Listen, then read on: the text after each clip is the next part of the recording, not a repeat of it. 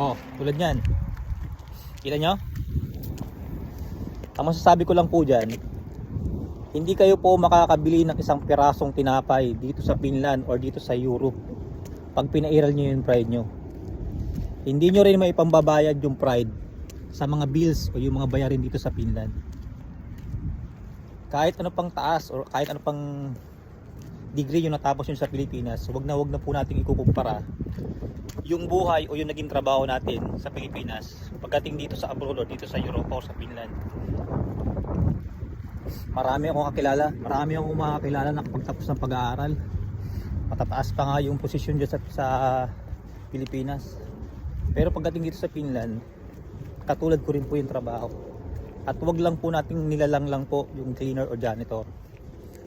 Dahil sa trabaho po namin, nabibigyan po namin ng sapat na makakain yung aming pamilya sa aming mga hapagkainan. Kaya yun lang po masasabi ko, hindi po mabibili ng pride ang lahat ng bagay dito sa Finland. Kaya yun lang po, peace out.